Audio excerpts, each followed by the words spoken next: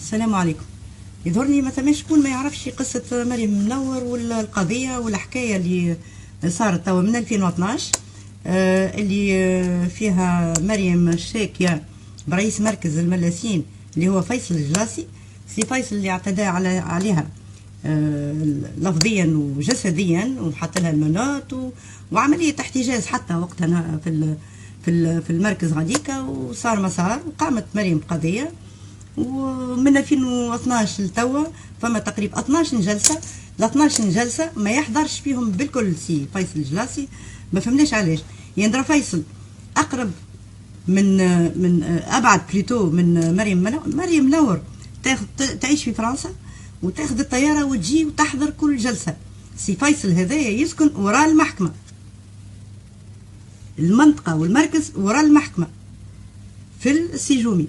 دونك هنا نتسائلوا باندي انت سي فيصل عليه نورمال انت كي تتعدى على الناس وكي ما تحضرش في حتى جلسة وعامل فيها واحد شنو حكايتك؟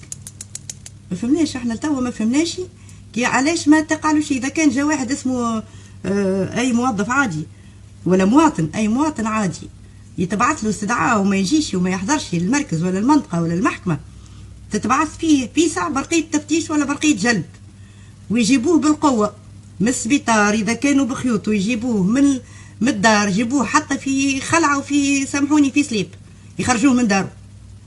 وفيصل الجلاسي 11 جلسة وهو المتهم الرئيسي في القضية وما يحضرش بالكل، أو عامل فيها باندي على العدالة وعلى الحكومة وعلى الناس الكل. والملف متاع مريم منور اللي شاكيه بيه فيه المؤيدات الكل وفيه ضمانات وشهادات الكل، فيه حتى سيدي اللي بعد تسرق السيدي اللي فيه صوتيا وحتى كلكو زيماج كيفاش وقع عليها الاعتداء في المركز غاديكا من طرف شو اسمه فيصل الجلاسي والعوان نتاعو. بون يقوم بعد سي فيصل بيان ما يحضرش حتى جلسه، يقوم بعد هو يقوم بقضيه. القضية نتاع فيصل الجلاسي اللي قام بها والشكوى ضد مريم على أساس هي ضاربة 6 بوليسية. إذا كان مريم منور في الضرافة وفي الفيناس هذيك تضرب 6 أمنيين وفي المركز نتاعهم، هو شيء باهي. هو عندنا نساء الله نصلي على النبي نحاربوا بهم حتى داعش. على شكون جد بالله الحكاية هذي؟ على شكون تجد مرأة تدخل المركز وتضرب 6 أعوان؟ هذه الشكاية اللي مقدمها سي فيصل الجلاسي على أساس شاكي بها وجون سي با كوا. والله شيء يضحك، والله شيء يضحك، والله شيء يضحك. تصوروا معنا حكاية كيما ذي على شكون باش تتعدى؟ شكون اللي باش يصدق؟ مرأة تعد فرحان تو بروحك انت تحكي مرأة تعديت على 6 أمنيين ولا 7 أمنيين، كي شيء يحشم.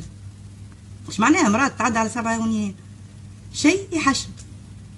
دونك احنا هنا ونداء الأحرار تونس، أحرار ديما نقول أحرار مش أحرار السبسي، باش نهار 6 اللي هو الخميس بعد غدوة نقف وقفة صحيحة مريم منور في المحكمة الابتدائية 2 بالسجومي.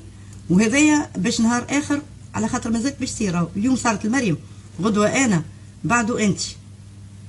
أوكي، نتقابلوا نهار الخميس كان عشنا قدام المحكمة الابتدائية مساندة لمريم. راهو حكاية كيما هكا ما يتسكتش عليها، ما يتسكتش عليها بالكل. رونديفو الوغ نهار 6 الصباح 9 تاع الصباح. باي.